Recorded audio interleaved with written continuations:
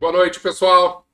Começando mais uma live de quartas, o nosso espaço virtual do Centro Espírita Naí Montes de Castro, nosso celeiro de luz, a casa que nos acolhe, que de alguma forma fez espíritos tão caros, tão amigos, renascerem próximos, frequentarem o mesmo templo de oração, de trabalho e de amor. Temos muita gratidão por essa oportunidade que a vida nos deu de estarmos juntos novamente nessa existência.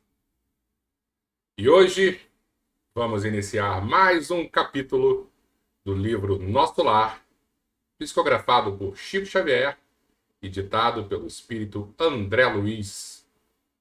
Já estamos, deixa eu dar uma olhadinha aqui, no 23º capítulo, hein?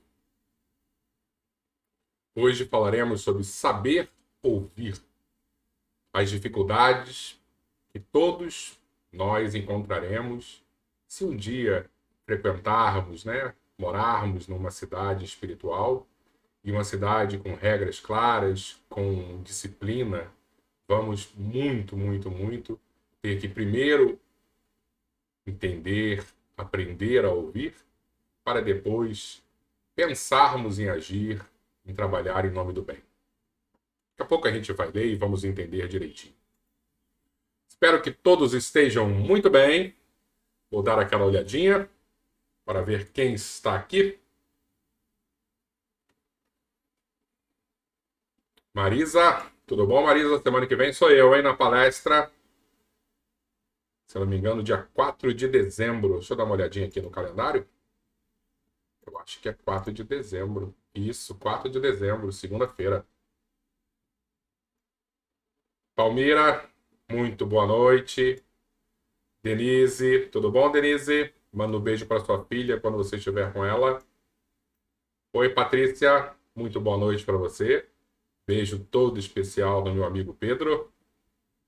Albertinho, meu irmão Albertinho, espero que você esteja muito bem. Doriane, muito boa noite, Doriane.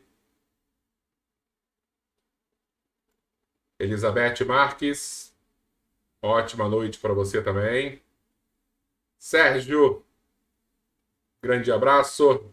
Manda um abraço para o Bernardo.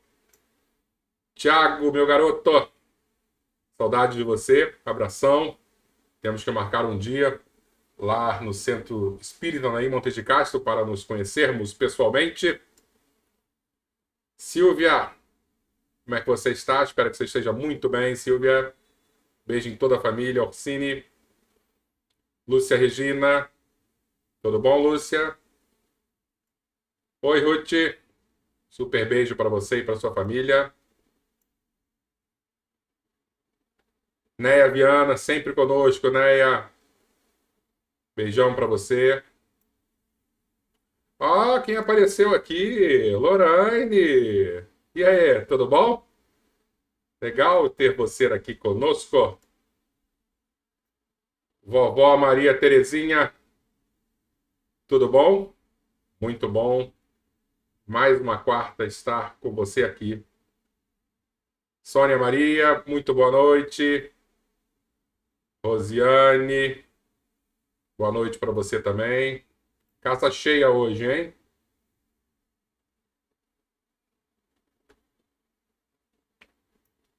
E daqui a pouco as pessoas vão aparecendo e a gente vai dando o boa noite para cada um. Vamos lá. O que eu pensei hoje em a gente fazer? Lembrando que semana passada falamos um pouquinho sobre o bônus hora, né? E o fato de bônus hora ser uma espécie de moeda no plano espiritual. A gente avançou de maneira assim lenta, mas falamos um pouquinho sobre questões ligadas à economia. Na semana retrasada falamos também um pouquinho de maneira bem superficial, porque não é a minha área, sobre psicologia. Então a gente tenta sempre falar sobre temas diversos, principalmente que o espiritismo e seja através das perguntas profundas de Kardec. Kardec era um homem com uma cultura geral gigantesca, né? Quando a gente pega o iluminismo francês, com aqueles grandes pensadores, Kardec não era da época do iluminismo, mas ele herdou, né,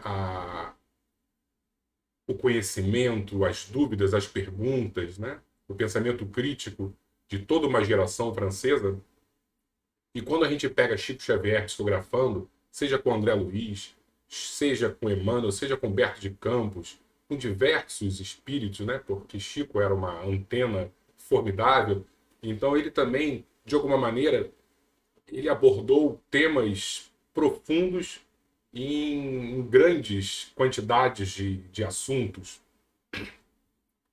Então, eu acho que o Espiritismo nos abre essa perspectiva mais ampla de trabalharmos de maneira multidisciplinar.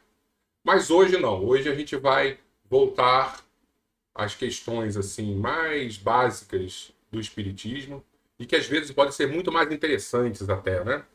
E aí o que eu preparei? Já que vamos falar sobre nosso lar, sobre uma característica específica da disciplina de nosso lar, eu preparei para a gente algumas pequenas histórias que aconteceram comigo. Eu peço desculpas por pegar coisas que aconteceram comigo, mas às vezes as histórias de Chico, as histórias de Divaldo, por melhores e mais aprofundadas que sejam, muitas vezes a gente já ouviu. E essa é muito recente, aconteceu comigo no dia 15 de novembro. Albertinho deve saber disso, né? Dia 15 de novembro era aniversário da minha mãe.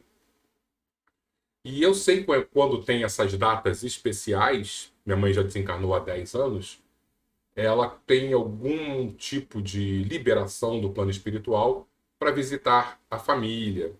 E aí, da noite, dia 14 para o dia 15, o que eu fiz? Me preparei direitinho, dormi com uma oração, já esperando algum tipo de comunicação, e acabou vindo.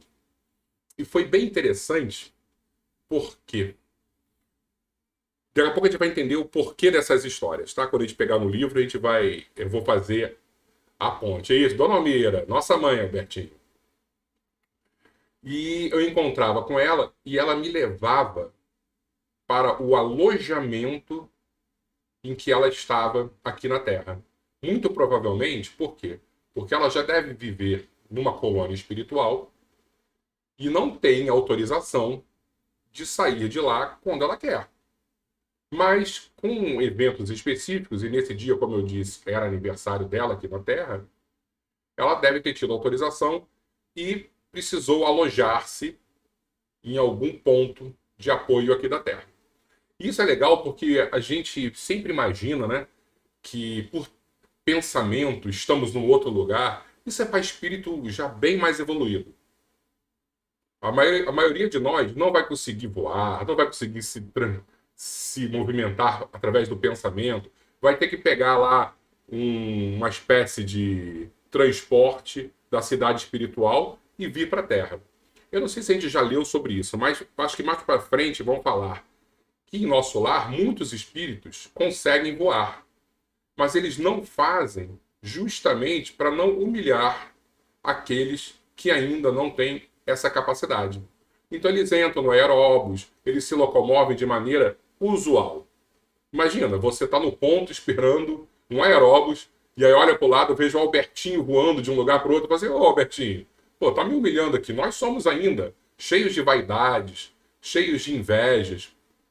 Por eles saberem disso, eles se privam de algumas características. Então, como eu falei, muitos não têm essa capacidade. Então vão precisar de um transporte de lá para cá e não é fácil. Não é um Uber que você liga e vem um específico. Deve ser um transporte coletivo, uma tecnologia que abrigue muitas pessoas. Então ela veio aqui para a Terra, pelo que eu percebi do sonho, ela veio aqui e ficou num local específico. Depois eu entendi onde era esse local. Que quando ela entrou, ela começou a me mostrar esse alojamento dela, tinha brinquedo pelo chão, era uma bagunça. E eu olhei assim e falei, caramba, que lugar meio bagunçado. Ela estava um pouquinho incomodada com toda essa bagunça. Eu percebi no olhar dela isso. E aí ela me mostrou onde estava, e quando eu saí, fui para a rua, eu vi qual era a rua. A rua que eu estava com ela é uma rua aqui na Tijuca chamada Rua Ibituruna. E nessa rua existe um abrigo para crianças carentes, um abrigo espírita chamado Abrigo Teresa de Jesus. E ela, durante muito tempo na vida, ela trabalhou, fez trabalhos voluntários nesse abrigo. Então, o que eu imaginei? Que, de alguma forma, esse local deve ter um alojamento justamente para facilitar esse intercâmbio de espíritos que estão vindo passar alguns dias aqui na Terra.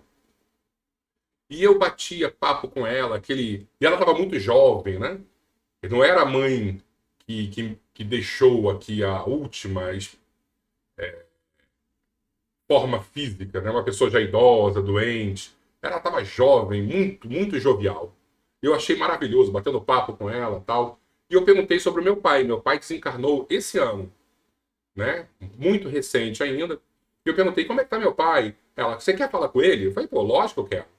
E meu pai desencarnou depois de 10 anos com um AVC e que, de alguma maneira, tirou um pedaço do cérebro dele, né? Quando a gente viu os exames, assim, era uma região enorme que tinha sido afetada pelo AVC. E ele ficou com muita dificuldade de se comunicar. Então é como se fosse um gringo que sabe falar português e que às vezes quer falar alguma coisa, ele quer pedir um prato de camarão, mas ele não sabe falar, não sabe como é que é o prato em português e como é que é camarão. E aí ele fala assim, ô meu filho, pega aquele negócio para colocar comida e eu quero comer aquele, é do mar. E ele esquecia a palavra camarão. O cérebro dele ficou muito confuso. E a forma dele se expressar mais confusa ainda. E quando eu tive a oportunidade de falar com ele, na hora eu imaginei, ele deve ter essa dificuldade ainda, né? Minha mãe me deu um telefone e ela tinha essa comunicação com ele que meu pai ainda não estava autorizado de sair da região onde ele estava. Mas ela, minha mãe, tinha o telefone dele. Me deu, eu liguei para ele. Quando ele atendeu e eu falei com ele, a dicção dele estava perfeita. E eu tive uma grande surpresa. Eu falava com ele, pai, como você está falando bem? Ele, sim, já estou ótimo, já estou recuperado, tal. E eu perguntava, como é que você está aí? Você está bem? Ele, meu filho, eu estou. Mas isso aqui, o tempo inteiro eles me botam para ler o evangelho, para fazer oração. Eu vi que ele estava incomodado. Eu achei engraçadíssimo isso, né? Porque minha mãe, ela estava 100% já acostumada, né? Com essa rotina de oração. Minha mãe sempre foi espírita, estava sempre na casa espírita. Várias noites, eu fazia orações com ela antes de dormir. Ela gostava, ela vivia isso. E meu pai já era mais arredio. Sem nenhuma crítica, mas já era. E aí eu percebi que essa nova realidade dele, no plano espiritual, o incomodava um pouco, porque era o tempo inteiro esse tipo de conexão com a oração, com a meditação. E aí eu acordei, eu lembrei muito de um amigo meu, que desencarnou já tem uns anos, e desencarnou muito jovem, com 35 anos. Ele teve uma doença, desencarnou muito rápido. E eu lembro que eu tive alguns encontros com ele também na hora do meu sono, e eu sonhava e eu acordava com essa experiência muito viva. A primeira vez que eu sonhei com ele foi logo no desencarne dele. No dia, na noite após o enterro, eu estava dormindo, mas era um sono assim, meio agitado, ainda bem no início, e ele aparecia para falar comigo, como se eu tivesse acordado mesmo. Isso para mim é bem raro. E ele estava desesperado, ele tinha a noção de que tinha falecido, e ele sabia que eu era espírita, né? E ele chorando, abraçado comigo, e eu chorava também. Ele perguntava se eu podia, já que eu era amigo dos homens, né, que ele sabia que eu era espírita, se eu podia fazer alguma coisa para ele voltar. E eu falei, porra, como é que eu vou fazer alguma coisa para você voltar? Só Jesus era capaz disso, eu sou amigo de homem nenhum. Né? E algumas semanas passaram, aí eu encontrei com ele. E aí eu vou voltar só um pouquinho para falar um pouquinho sobre a minha relação que eu tive com ele aqui na Terra. Era um grande amigo meu, e a gente saía para beber chopp, para beber vinho, era parceirão meu. E eu tinha uma relação, um bate-papo com ele, mas assim, mundano, porque ele não era muito de querer saber sobre religião, nada disso. Então aquele bate-papo de amigo mesmo, bate-papo de bar. E um dia, a gente conversando, de alguma forma, ele me olhou assim como se eu fosse um padre. Eu acho que ele deve ter percebido encarnações anteriores minhas, quando eu era da Igreja Católica, eu era padre. E ele se confessou. Ele falou alguns problemas que ele teve na vida. E eu vi nitidamente que era uma confissão religiosa. E eu guardei isso, nunca falei para ninguém, fiquei na minha. Mas eu sabia dos dramas dele do passado. E aí, voltando para a segunda vez que eu encontrei com ele depois que ele desencarnou, eu fui visitá-lo numa colônia espiritual. Mas a colônia espiritual dele era uma prisão. A gente não estava falando de um nosso lar. Imagina um presídio com muros muito altos, com aquelas cercas eletrificadas, e ele estava dentro desse local. Eu entrava, ia conversar com ele e eu perguntava para ele, cara, o que houve? Por que você está preso aqui? E ele contou para mim que tinha feito mal a muitas pessoas e essas pessoas estavam desencarnadas e queriam prejudicá-lo. E ele teve a opção de escolher ou ir para uma gangue inimiga desse grupo que queria fazer mal, e ele teria que abraçar as trevas para se defender, ou ele ia para uma colônia espiritual, presídio, e lá ninguém ia entrar para prejudicá-lo. E ele optou, e eu fiquei tão feliz pela opção dele ser, por mais que, mais uma vez eu vou dizer, ele não era nem um pouco religioso, mas ele teve o discernimento de tomar a opção correta. Eu não vou me juntar a nenhum grupo das trevas para me defender. Eu vou me transformar. Isso me deu uma alegria enorme. Mais para frente, eu tive outra reunião com ele no plano espiritual e ele diz para mim, ele me chamava de Jorjão. Jorjão, isso aqui é muito chato. É regra para tudo. Você não pode fazer nada do que você fazia na Terra. Você tem que ter disciplina, você tem que ter pensamentos elevados, você tem que obedecer. E eu achei isso engraçadíssimo, né? Porque realmente ele era, como eu falei, muito mundano, muito mundano. E, ao mesmo tempo, lá ele se transformou, ele quis melhorar, mas estava sofrendo por essa disciplina forçada.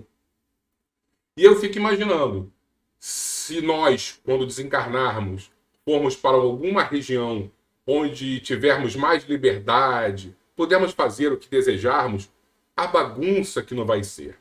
E, de alguma forma, nós precisamos de freio, de disciplina, de controle. Ainda somos espíritos muito complicados. E aí, a gente vai começar a nossa leitura justamente para tentar entender essa disciplina, esse controle que nosso lar, de alguma maneira, nos oferece para acabar nos protegendo de nós mesmos. Tá bom? Vamos iniciar, então?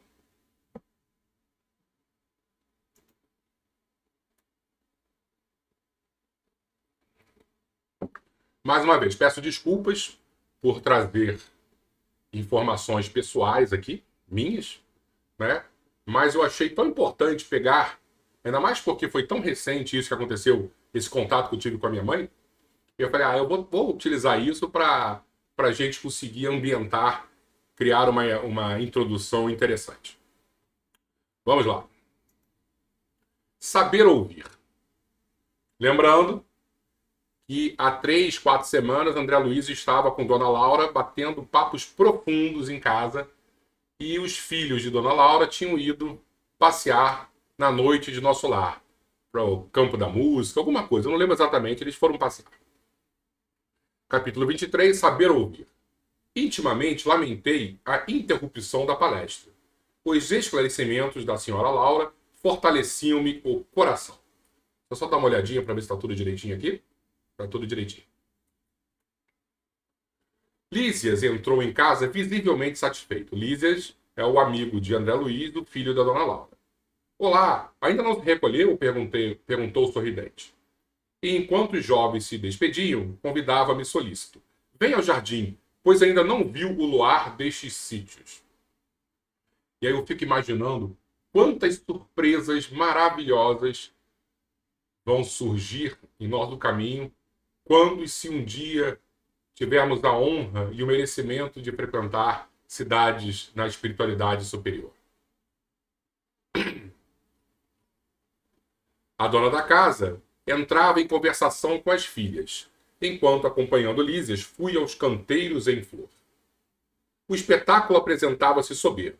Habituado à reclusão hospitalar, entre grandes árvores, ainda não conhecia o quadro maravilhoso que a noite clara apresentava ali, nos vastos quarteirões do Ministério do Auxílio.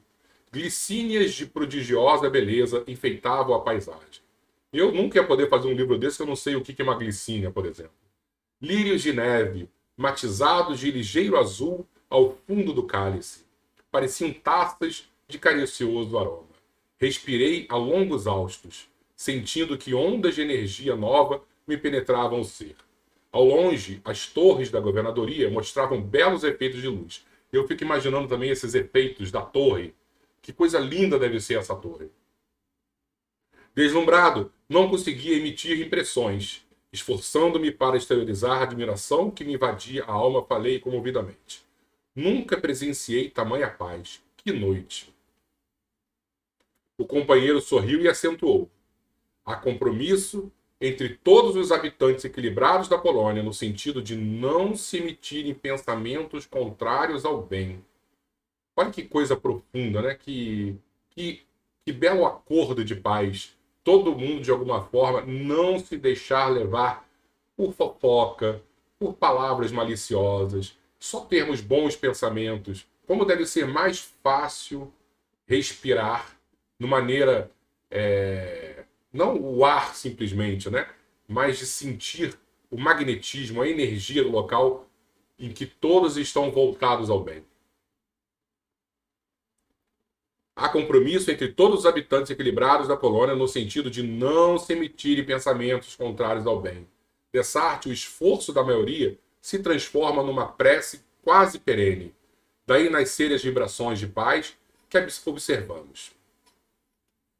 Após elevar-me na contemplação do quadro prodigioso, como se estivesse bebendo a luz e a calma da noite, voltamos ao interior, onde Lísia se aproximou de pequeno aparelho postado na sala, à maneira de nossos receptores radiofônicos. Aguçou-se minha curiosidade. Que iríamos ouvir? Mensagem da Terra? Vindo ao encontro de minhas interrogações íntimas, o amigo esclareceu. Não ouviremos vozes do planeta. Nossas transmissões baseiam-se em forças vibratórias mais sutis que as da esfera da crosta. Mas não há recurso, indaguei, para recolher emissões terrestres. Sem dúvida, que temos elementos para fazê-lo, em todos os ministérios. Então, em qualquer região ali, claro que eles poderiam ter um comunicador para saber o que estava acontecendo na Terra. Entretanto, no ambiente doméstico, o problema de nossa atualidade é essencial. Dentro da casa de cada um em nosso lar, as questões que envolvem nosso lar, as questões ligadas ao bem maior, isso sim é que é de interesse coletivo. A programação do serviço necessário, as notas da espiritualidade superior e os ensinamentos elevados vivem agora para nós outros, muito acima de qualquer cogitação terrestre. A observação era justa, mas habituado ao apego doméstico, inquiri de pronto.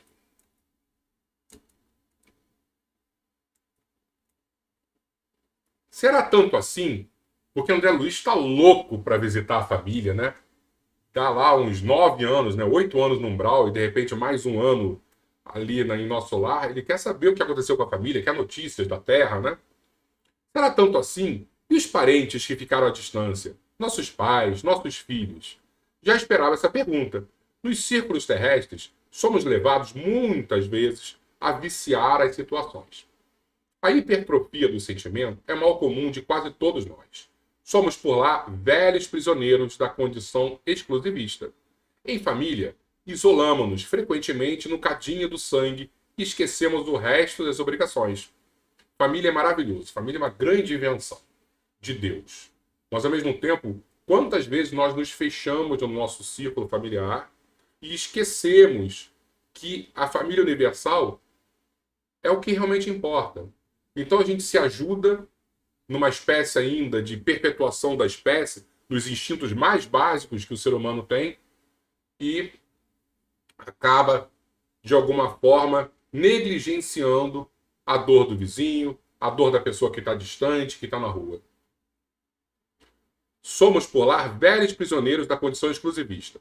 Em família, isolamos-nos frequentemente no cadinho do sangue e esquecemos o resto das obrigações. Vivemos distraídos dos verdadeiros princípios de fraternidade. Ensinamos-los a todo mundo, mas, em geral, chegado o momento do testemunho, somos solidários apenas com os nossos. Aqui, porém, meu amigo, a medalha da vida apresenta a outra face. É preciso curar nossas velhas enfermidades e sanar injustiças. Olha que importante, né? Porque quando fazemos esse acordo com nós mesmos de aceitar um abrigo na espiritualidade, lá nós vamos ser educados, por mal ou por bem, pelo amor ou pela dor. E muitas das vezes nós vamos sofrer, porque eu quero saber como é que está meu filho, eu quero saber como é que está meu neto. Mas olha só, meu filho, olha aqui, você vai ficar aqui e vai ter que participar desse acordo coletivo. Porque se ficar esse intercâmbio, todo mundo o tempo inteiro sabendo o que está acontecendo, traz problemas. No início da colônia, todas as moradias, ao que sabemos, ligavam-se com os núcleos de evolução terrestre. É como se tivessem lá um comunicador ligado aqui às nossas redes de rádio, de televisão, e o tempo inteiro chegando informação. Ninguém suportava a ausência de notícias da parentela comum, do Ministério da Regeneração ao da Elevação. Vivia-se em constante guerra nervosa. Boatos assustadores perturbavam as atividades em geral. Mais precisamente, há 2 séculos, um dos generosos ministros da União Divina compelia a governadoria a melhorar a situação. O ex-governador era talvez demasiadamente tolerante. A bondade desviada provoca indisciplinas e quedas. E de quando em quando, as notícias dos afeiçoados terrestres punham muitas famílias em polvorosa. Então, quando a gente começa a pensar o passado do nosso lar, alimentação muito mais pesada, bebidas que entorpeciam, comunicação com a terra e que devia trazer prejuízos enormes para a paz coletiva. Então, nosso lar evoluiu bastante com o passar dos séculos, hein?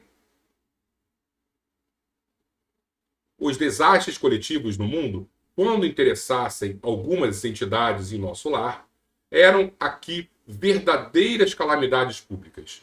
Segundo o nosso arquivo, a cidade era mais um departamento do umbral que propriamente zona de refazimento e instrução. Amparado pela União Divina, o governador proibiu o intercâmbio generalizado. Houve luta sempre, né? Toda vez que alguém mexe em algum privilégio, vai ter confusão. Então houve luta. Mas o ministro generoso, que incrementou a medida, valeu-se do ensinamento de Jesus, que manda os mortos enterrarem seus mortos. E a inovação se tornou vitoriosa em pouco tempo. Achei tão legal essa interpretação dos mortos enterrarem seus mortos, né? Os desencarnados meio que romperem relações apenas com os seus entes queridos, né? A humanidade é a nossa família. Então não podemos, não, eu estou preocupadinho só com o meu grupo aqui, eu vou trabalhar. Não, olha só, está na hora da gente enxergar a família universal como uma verdadeira família. Entretanto, objetei. Seria interessante colher notícias dos nossos amados em trânsito na Terra. Não daria isso mais tranquilidade à alma? André Luiz está com muita vontade de notícias, né? Lísias, que permanecia junto ao receptor sem ligá-lo, como interessado em me fornecer explicações mais amplas, acrescentou. Só ver aqui, tudo direitinho. Observe a si mesmo, a fim de ver se valeria a pena. Está preparado, por exemplo, isso foi tão profundo. Está preparado, por exemplo, para manter a precisa serenidade, esperando com fé e agindo com os preceitos divinos, em sabendo que um filho do seu coração está caluniado ou caluniando? Se alguém informasse agora de que um dos seus irmãos consanguíneos foi hoje encarcerado como criminoso, teria bastante força para conservar-se tranquilo? Sorri desapontado, né? Quem de nós pode dizer, não, eu vou ter tranquilidade, eu vou ter paz de espírito? Nada. As dores que acontecem aqui a cada momento, a cada instante, vão de alguma forma puxar, vão desequilibrar quem está conectado com a gente. Então não é processo saudável ficarmos 100% ligados, né? E transformando uma região que era uma região de refazimento, de aprendizado, numa região de desequilíbrio coletivo. Não devemos procurar notícia dos planos inferiores, prosseguiu o solícito, senão para levar auxílios justos. Convenhamos, porém, que a criatura alguma auxiliará com justiça, experimentando desequilíbrios do sentimento e do raciocínio.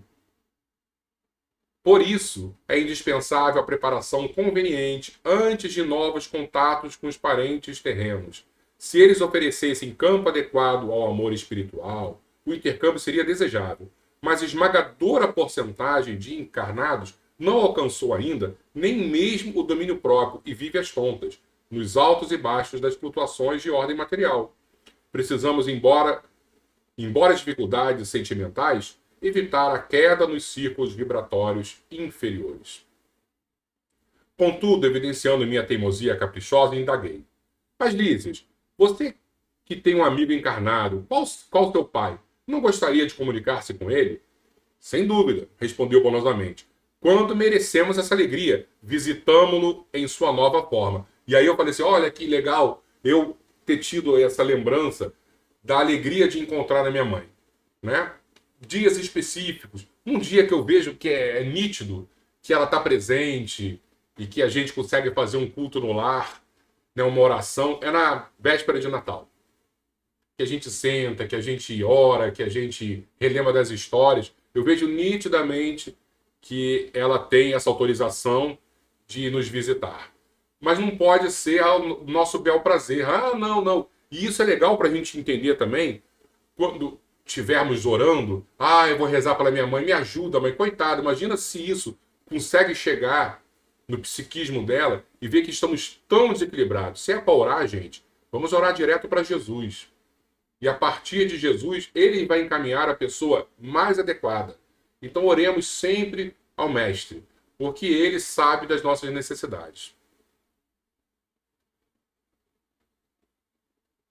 Não devemos esquecer, entretanto, que somos criaturas falíveis. Necessitamos, pois, recorrer aos órgãos competentes que determinam a oportunidade ou o merecimento exigido.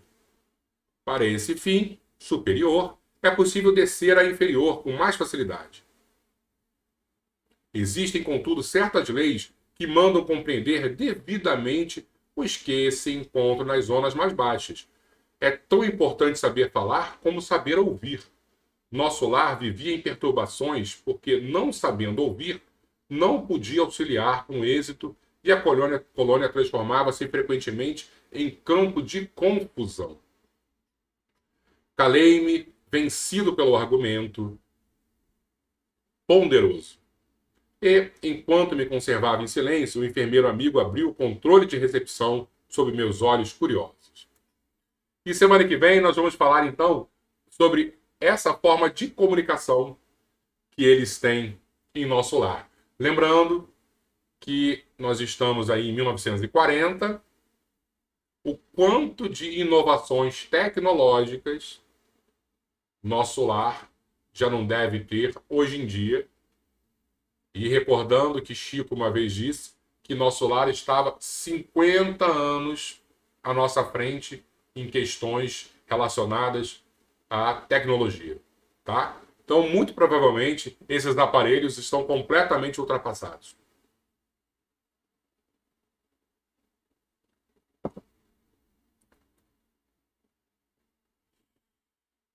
Deixa eu voltar aqui. E chegamos então hoje ao final de mais uma leitura, de mais um capítulo. Espero que vocês tenham gostado e tenham compreendido de que se quisermos ir para um lugar melhor, com ordem, com respeito, com amor, com paz, existe algo que é muito importante, que é a disciplina. Não vai ser do nosso jeito. Quando é do nosso jeito, é porque estamos no umbral e é cada um por si, cada um faz o que quer, o que bem entende, mas ao mesmo tempo cada um tem os seus desequilíbrios específicos para essas decisões, às vezes tão desequilibradas. Tá bom? Espero que vocês tenham gostado.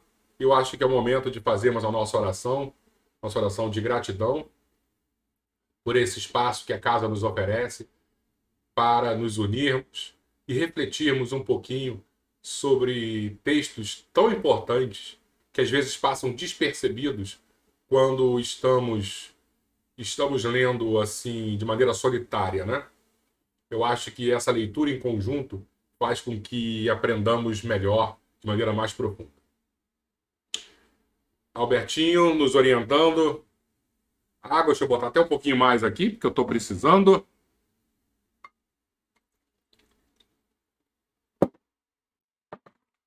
Fazer a nossa prece, então.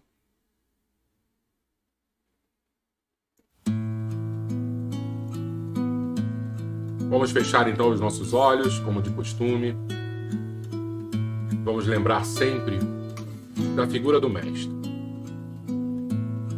Hoje, nossa última quarta-feira do mês de novembro, significa que estamos entrando no final do ano e nos aproximando do dia mais importante para o cristão, que é o Natal. Lembrar do Natal é lembrar da doação maior de Jesus por nós. Porque quantas vezes recordamos a Páscoa, o momento da crucificação, da morte de Jesus. Quantas vezes temos em nossas mentes a dor, o sofrimento, o choro, o abandono. Mas quando pensamos no nascimento de Jesus, a renúncia foi extremamente superior. Colocar esse corpo de carne para um ser tão espiritualizado, tão distante da nossa realidade, não tenhamos dúvida, foi muito pior. Então o respeito que nós temos que ter o ano inteiro, com certeza, mas principalmente nesse final do ano, tem que ser dobrado. Porque ele nasceu entre nós. E não existe renúncia, doação, presente maior do que isso. Olhar para Deus com a gratidão necessária por Ele nos ter enviado esse ser tão abençoado. Que presente que nós recebemos. Então, nesse momento de oração, é o momento de recordarmos que Deus se preocupa profundamente com toda a humanidade, ao ponto de nos presentear com o Mestre Jesus. E se tivermos dúvidas, medos, angústias, jamais poderemos esquecer de que existe um Criador que nos ama profundamente e existe o nosso modelo e guia, que é Jesus, está ligado a cada um de nós. Todos estamos conectados a Ele. Basta um olhar, um pedido, um pensamento, que Ele vai nos responder. Tenhamos fé, Ele está no controle de nossas vidas. Obrigado, Mestre amado, hoje e sempre, assim seja.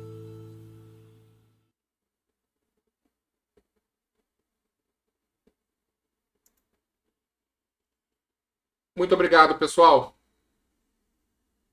Fico sempre muito agradecido, não apenas pelo espaço tão generoso que a casa nos ofereceu e nos oferece, mas também por ter esse grupo que está sempre junto, sempre aqui de alguma forma dando esse retorno, falando coisas legais. Isso me faz muito bem, muito bem.